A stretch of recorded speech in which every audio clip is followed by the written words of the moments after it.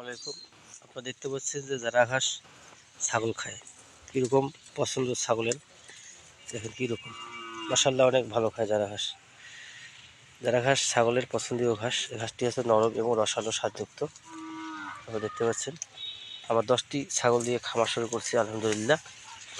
আপনারা দেখতে পাচ্ছেন যে ছাগল আমি যারা ঘাস খাওয়াচ্ছি, খুব পছন্দের ঘাস এই যারা ঘাস ছাগলের। যাদের গরু আছে, ঘাড়ল, ভেড়া, যারা ছাগল পালন করেন তারা অবশ্যই এই যারা ঘাস চাষ করবেন। এই যারা ঘাস হচ্ছে একটি ফলনশীল ঘাস এবং স্বাদযুক্ত ঘাস, খুবই নরম এবং রসালো। দেখেন কীরকম মাশাআল্লাহ ফলন অনেক ভালো আমার যারা ঘাসের। তারপর দেখেন কীরকম ফলন। এবার 1 বিঘা জমি এখানে আছে।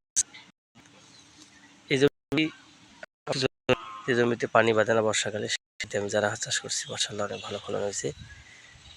দেখেন, জমির চাষ সম্পর্কে জানতে চাইলে ভিডিওটি জুড়ে থাকবেন, তাহলে এই যারা ঘাস সম্পর্কে জানতে পারবেন, কোন জমিতে চাষ করবেন, কীভাবে চাষ করবেন, কীভাবে পরিচর্যা করবেন, সার পানি প্রয়োগ সেই সম্পর্কে জানতে পারবেন।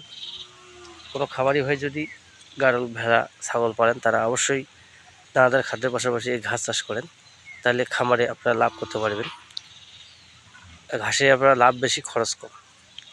1 বিঘা জমিতে আপনার কত পিস কাটিং লাগে সেই সম্পর্কে জানতে পারবেন। 1 বিঘা জমিতে কাটিং লাগে আপনার 30 শতক হলে 6,000, 50 শতক হলে 10,000, তাহলে আপনারা কাটিং নিতে পারবেন।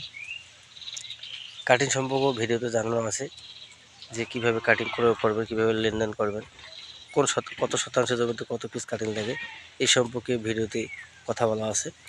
আপনারা যারা ভিডিওটি দেখবেন শুরু থেকে শেষ পর্যন্ত দেখবেন। আর কোনো খামারি হয়ে যারা ঘাসে কাটিংয়ের প্রয়োজন হলে স্ক্রিনে দেওয়া নাম্বারে অবশ্যই যোগাযোগ করবেন।